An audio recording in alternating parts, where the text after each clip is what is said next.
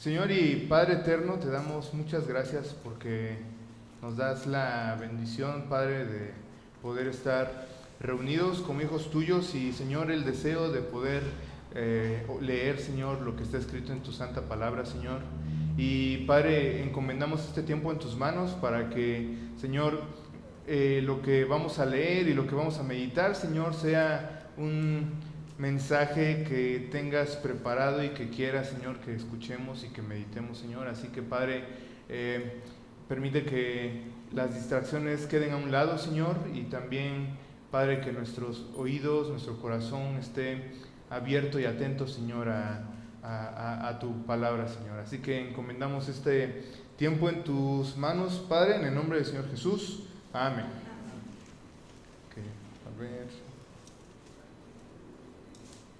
Ahí está prendido. Bien. Bueno, vamos a seguir estudiando el primer libro de Samuel. Y estamos muy cerca de terminar esta primera parte, ¿no? de este conjunto del primer libro y segundo libro de Samuel. Entonces, el capítulo 29 es, como te digo, prácticamente de los últimos. Y hemos seguido la historia de un personaje bien importante en todo el relato bíblico, que es David, ¿sí? David,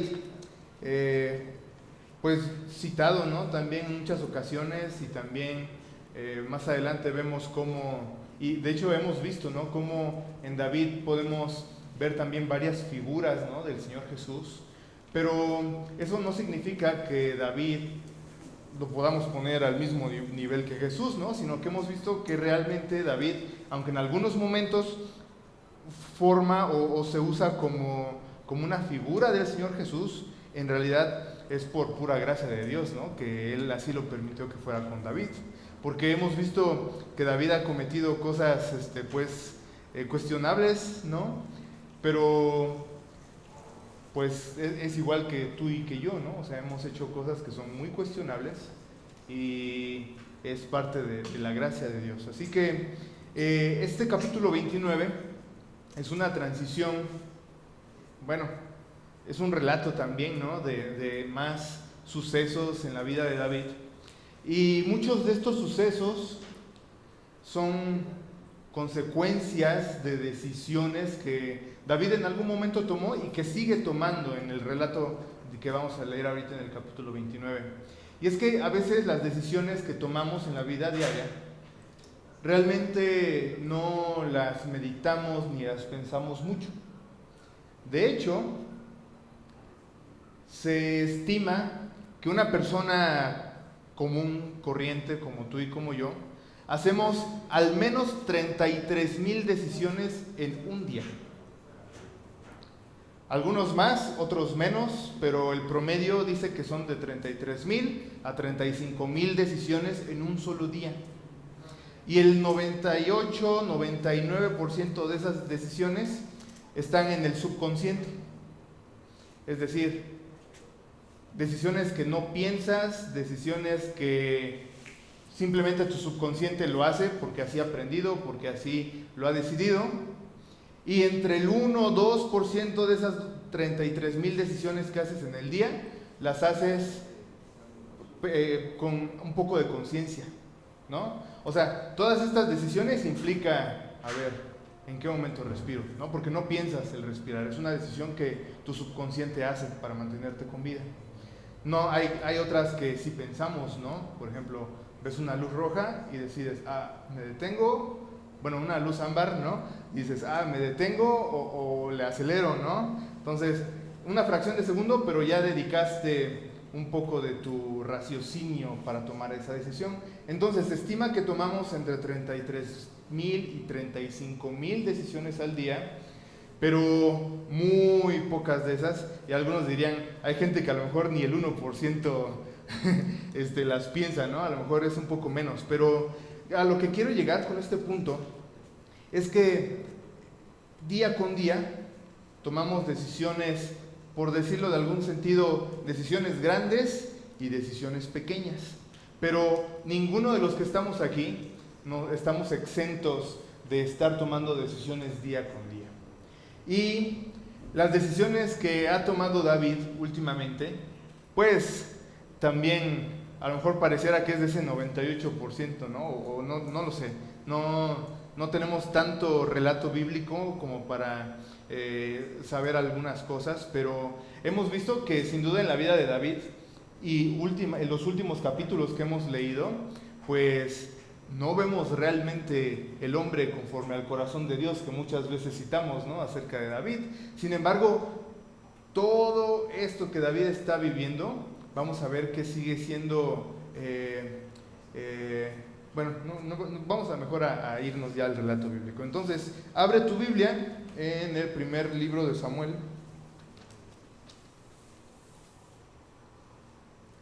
Primer libro de Samuel, capítulo 29. Entonces yo también lo traigo en la pantalla, pero si traes tu Biblia, te invito a que la hojees, que la abras. Entonces, primer libro de Samuel, capítulo 29, lo voy a leer en versión Nueva Traducción Viviente, y si tienes otra versión, puedes también ir siguiendo la lectura. Y el versículo 1 dice, vamos a leer 1, 2 y 3, dice: todo el ejército filisteo se movilizó en Afec, y los israelitas acamparon junto al manantial de Jezreel. Mientras los gobernantes filisteos dirigían a sus tropas en grupos de 100 y de 1000, David y sus hombres marcharon por la retaguardia con el rey Aquis.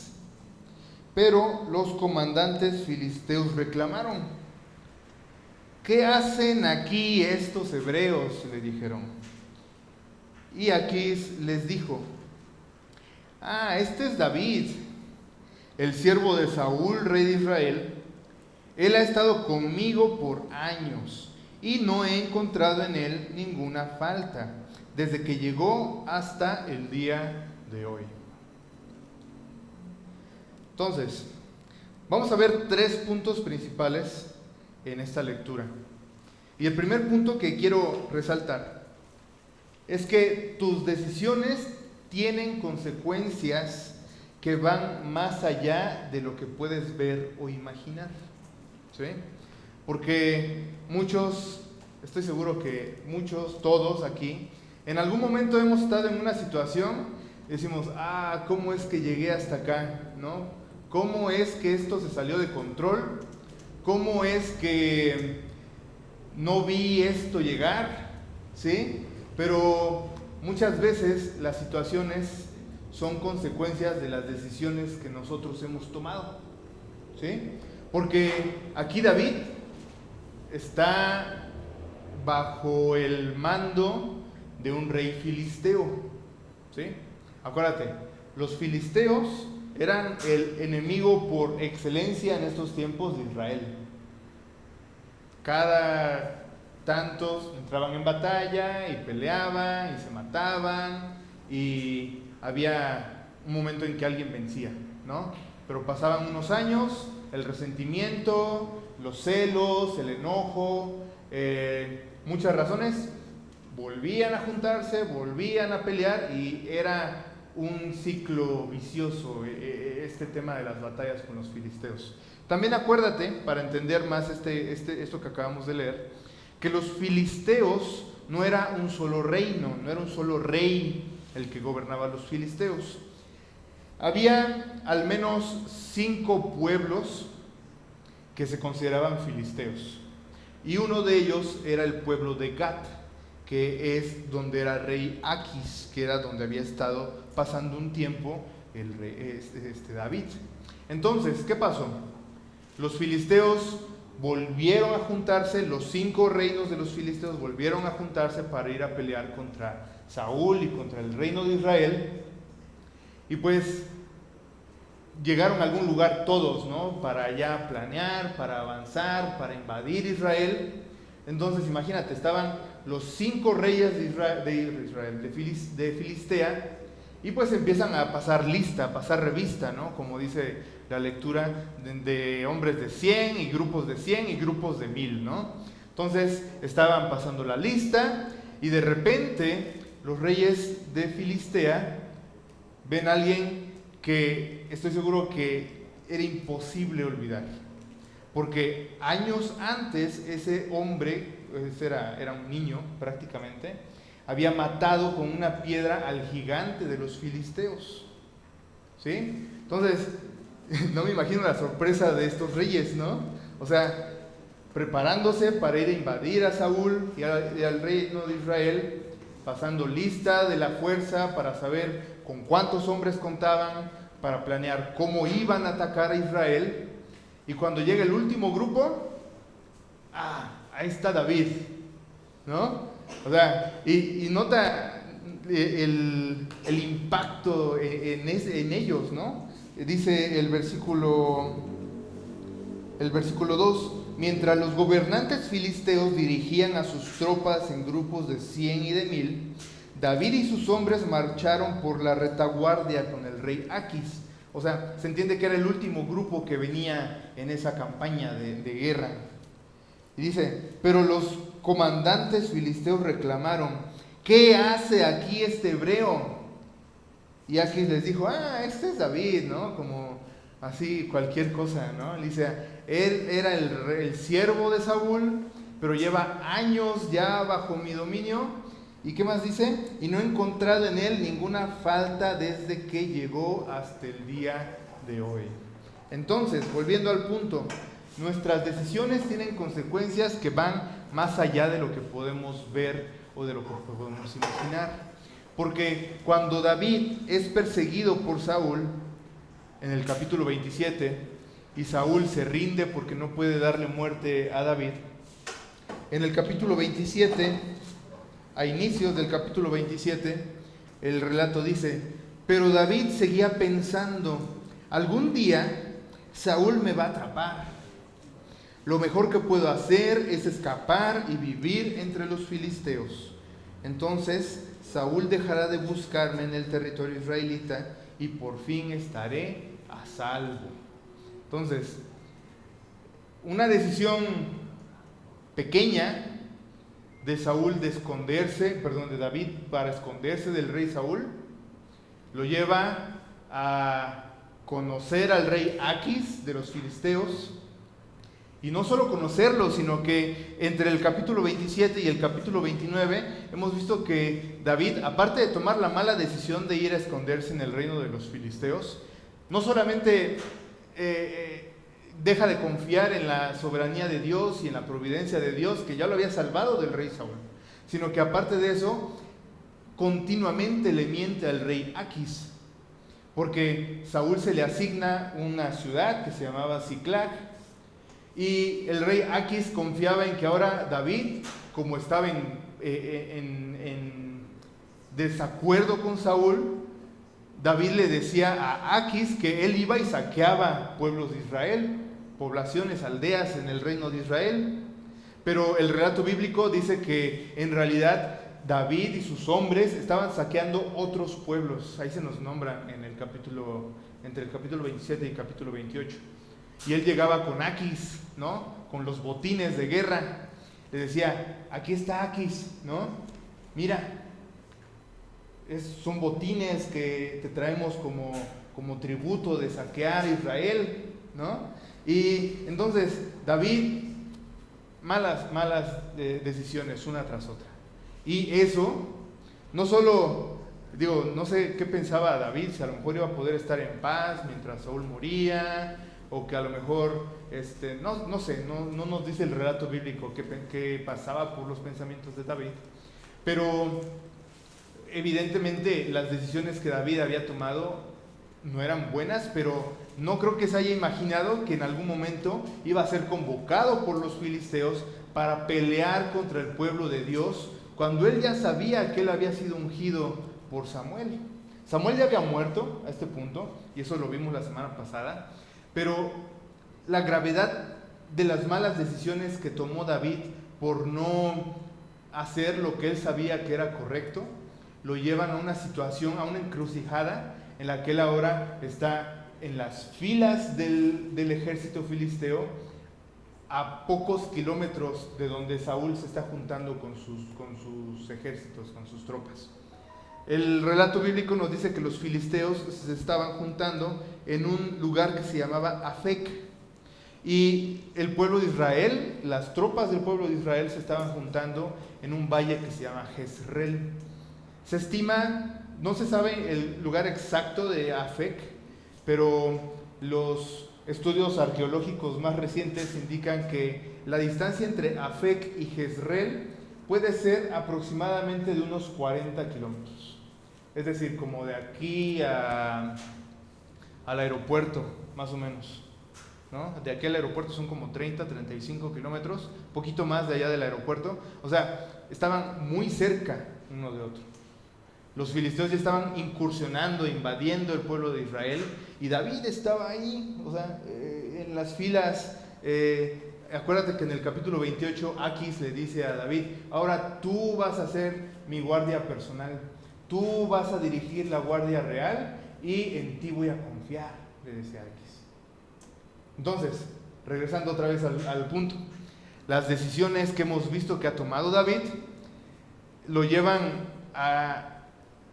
Es como una mentira que para tapar esa mentira tienes que decir otra mentira todavía peor, y para tapar esas dos mentiras tienes que decir otra mentira todavía peor.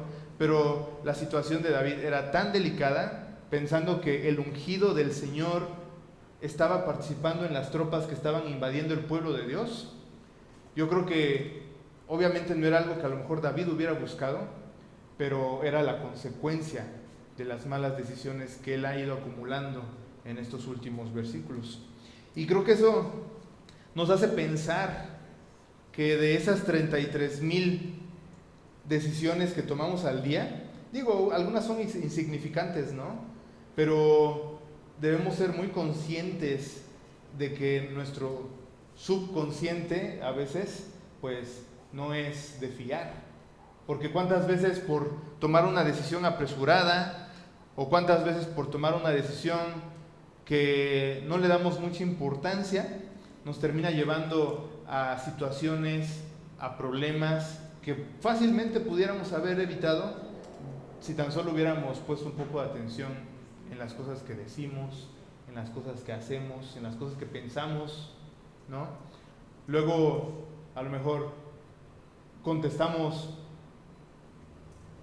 sin filtros, ¿no? Creo que es algo muy común. Estamos estresados, cansados, distraídos, ¿no? Y ya le alcé la voz a alguien sin querer, o ya ofendí a otra persona, a mi familia, a mis hijos, a mi esposa, a mi esposo, todo porque no estoy poniendo atención a las cosas que estoy haciendo, ¿no? O no quiero perderme algo, un video, un mensaje, cuando el tomar 2, 3 segundos, poner atención en las decisiones que estoy tomando, y me pueden evitar, como David, ¿no? Llegar a situaciones que muy fácilmente podríamos haber evitado.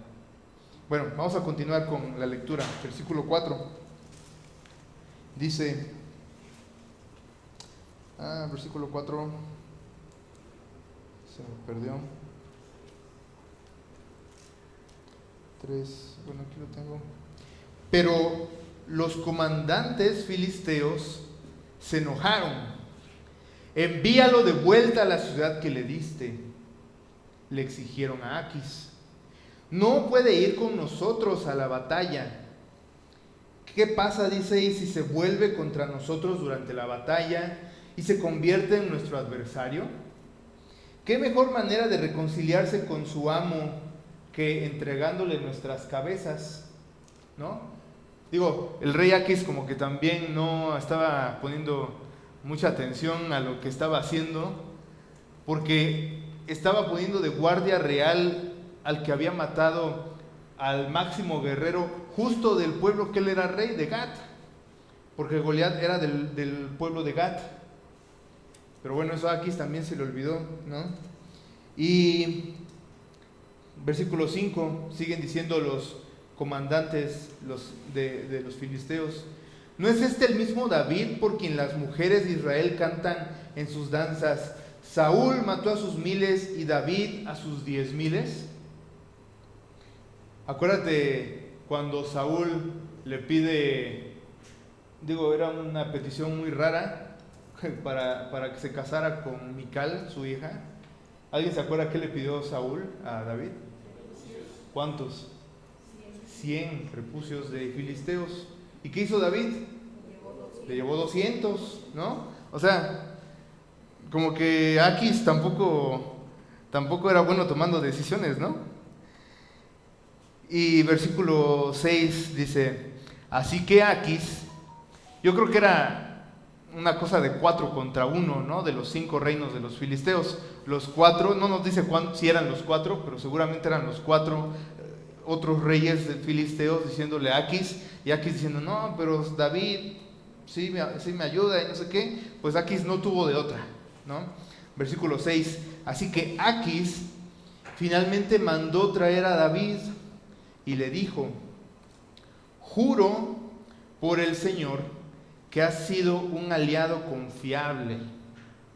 Pienso que debes ir conmigo a la batalla, porque no he encontrado una sola falla en ti.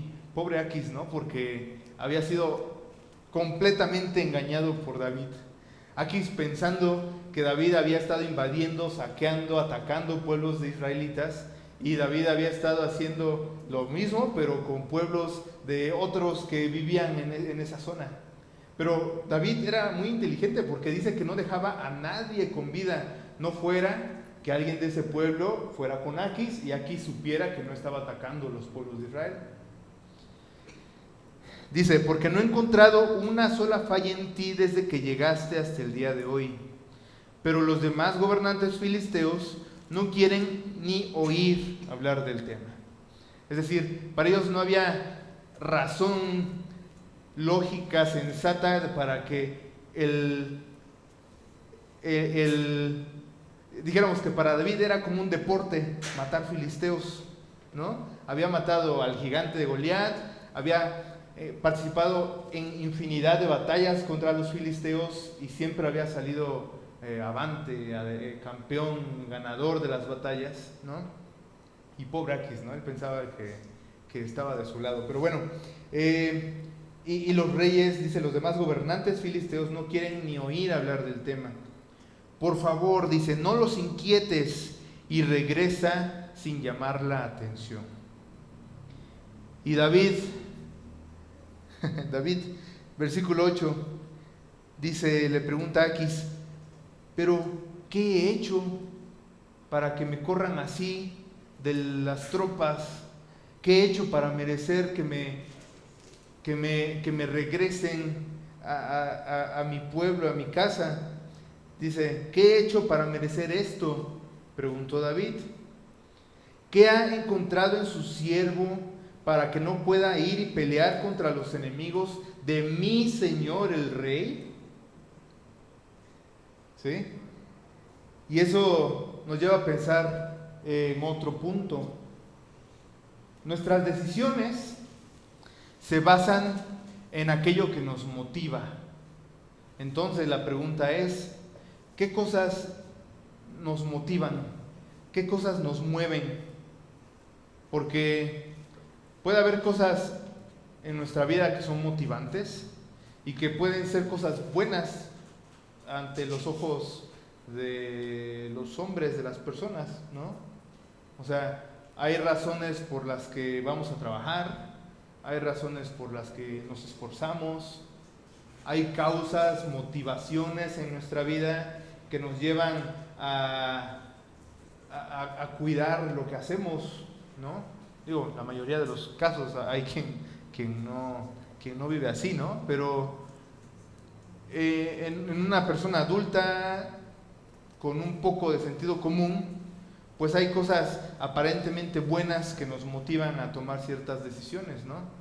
Pero las motivaciones que en este momento movían a David, no las sabemos porque no se nos dice, pero para que David haya contestado de esta manera al rey Aquis, cuando Aquis le pide que regrese a su casa, pues nos llevan a pensar qué cosas había en la mente de David para poder llamarle a Aquis mi señor, mi rey, pero también para cuestionar por qué era corrido, por qué era ahuyentado o sacado, ¿no?, de las tropas de los filisteos. No sabemos qué planeaba David, no sabemos si él planeaba a lo mejor matar a los reyes como los reyes filisteos lo intuían, o no sabemos si a lo mejor pensaba, pues a lo mejor echarse por ahí otra mentira, ¿no?, antes de la batalla para librarse y no encontrarse tampoco con Saúl, porque acuérdate que Saúl también quería matar a David, ¿no? No sabemos y nunca lo sabremos porque nunca sucedió, pero lo que podemos sí saber de lo que se nos narra en este capítulo 29 de 1 de Samuel es que sin duda las motivaciones y las prioridades de David pues estaban ahí muy mezcladas, ¿no? No eran precisamente las motivaciones que uno esperaría de el rey David, ¿no?, como muchas veces lo reconocemos. Pero de ese 2-3% de decisiones que sí pensamos en el día a día, ¿qué cosas pensamos cuando tomamos decisiones? Pablo en Gálatas, en el primer capítulo de Gálatas, dice que él no está para agradar a los hombres, ¿sí? Porque dice, yo soy Pablo, dice, instituido por el Señor Jesús como apóstol, y dice, y no hago lo que hago para agradar a los hombres, sino que lo que hago es para agradar al Señor. Y cuando tomamos nuestras decisiones, ¿en qué pensamos cuando tenemos una decisión que tomar? ¿Pensamos en lo que me conviene? Yo creo que David pensaba en lo que le convenía, ¿no? O pensamos a lo mejor en el bienestar de los que nos rodean o de las personas que amamos, tal vez.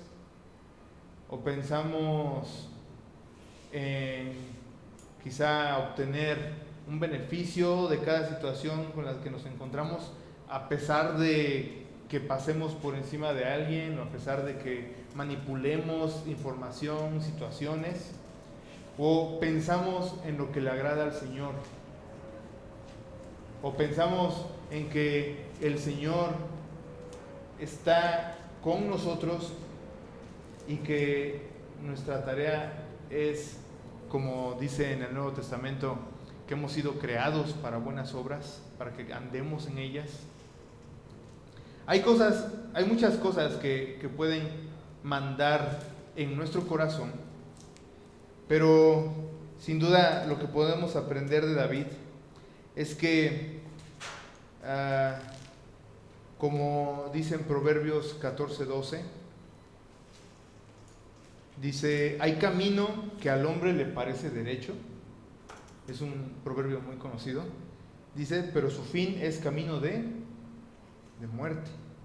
Entonces, nuestras decisiones es ese camino del que está hablando el autor de los proverbios. Es ese paso que tomamos para llegar a algún propósito. Pero dice, al hombre sus decisiones le parecen buenas. Es otra forma de ver ese proverbio, ¿no?, que dice, hay camino que al hombre le parece derecho.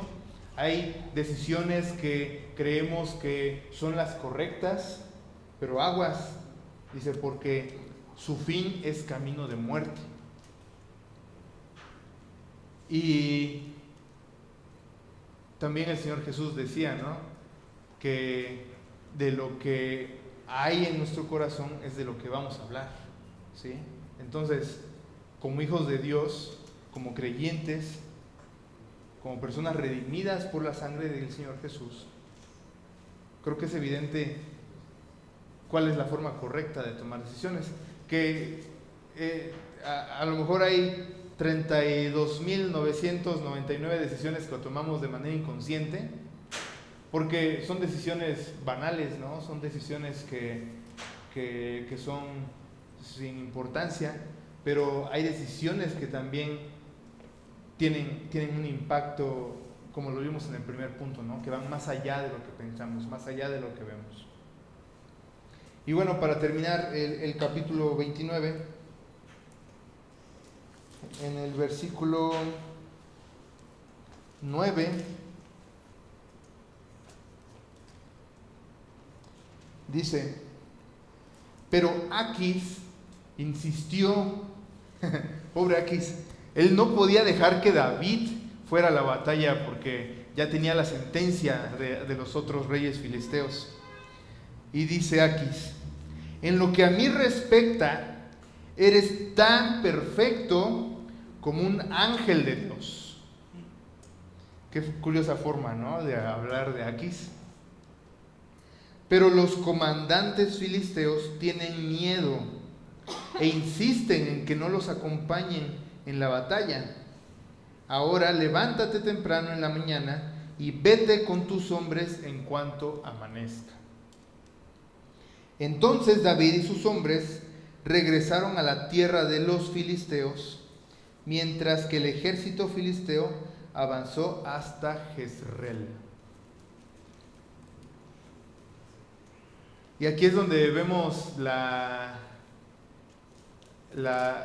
cualidades de Dios, principalmente su soberanía. Porque aunque nuestras decisiones no siempre son las buenas, las correctas, eso no detiene los planes de Dios y su soberanía, su gracia, su misericordia, que muchas veces David en sus salmos dijo: tus misericordias son nuevas cada mañana, ¿sí? Y yo creo que a lo mejor cuando David en el futuro reflexionaba acerca de las cosas que él había vivido y hecho, pues él también puede ver la mano de Dios que aunque nuestras decisiones sí tienen consecuencias, como ya lo vimos, aún así vemos cómo Dios realmente es soberano, porque salvó a David de una situación aún más grave. Porque no sabemos qué pudo haber pasado en la batalla en Jezreel si David hubiera ido, ¿sí? Y sin duda David era el ungido de Dios, y vemos que en varias ocasiones se nos dice que el Espíritu de Dios estaba con David, así como está ahora contigo si eres creyente. Pero la misericordia de Dios y su soberanía que rige por encima de todas las acciones y consecuencias y situaciones, vemos cómo cuida a David, a pesar de las malas decisiones que David había tomado. Porque a David lo conocemos también por sus errores, ¿no? Muchas veces cuando se habla de David, hablamos también de los errores que ha cometido David, pero creo que a lo mejor el Señor lo libró de un error en esta ocasión, de que el ungido de Dios fuera en guerra contra el pueblo de Israel. Entonces, la gracia del Señor es tan grande que quitó, libró, salvó a David de esta encrucijada, de esta situación que pudo haber terminado muy mal, ¿no? Pero ahí es donde debemos poner atención. Vamos a ver en el capítulo 30 que aunque Dios salvó a David de no pelear contra su pueblo, las decisiones de David tuvieron bastantes consecuencias en el capítulo 30. David el hecho de que haya sido por la situación librado de ir en guerra al valle de Jezreel, aún así hubo consecuencias graves de haber ido a refugiarse en el pueblo de los filisteos, de haber estado cerca de Aquis, que era el rey de Gat. Y vamos a ver cómo David pues entra en un momento, llamémosle como de iluminación, de raciocinio, donde vuelve a buscar la voluntad del Señor, pero tiene que arreglar o tiene que lidiar con las consecuencias de las acciones que él ha estado tomando. Entonces, como conclusión del capítulo 29, nuestras decisiones que tomamos hoy tienen consecuencias en cosas, en momentos que ni siquiera podemos ver, ¿sí? Y nuestras decisiones se rigen por aquellas cosas que nos motivan, o si quieres verlo de otra forma, por aquellas cosas que te preocupan, ¿sí? Porque a veces la situación apremia, la situación es urgente, y por las cosas que le damos importancia decidimos, ¿sí? Pero tomando en cuenta que nuestras decisiones tienen consecuencias que no podemos controlar, y qué gracia de Dios, que su misericordia y su soberanía, aún en las consecuencias más graves de nuestras decisiones, sigue el Señor siendo soberano sobre todas las cosas. Y si el Señor decide librarte de una situación complicada causada por las decisiones malas que has tomado, pues eso pura gracia del Señor. No es tu inteligencia ni tu astucia, no es que merezcamos en algún sentido que el Señor nos libre de alguna situación, y aún así el Señor decide librarnos de todo peligro. Y una forma muy efectiva o un recurso que el Señor pone a nuestra disposición para que podamos actuar con sabiduría es precisamente que nosotros podamos actuar con la sabiduría que proviene del Señor. En Santiago, la carta de Santiago, Santiago dice, ¿no? Es un versículo muy famoso: si alguien está falto de sabiduría, ¿qué dice?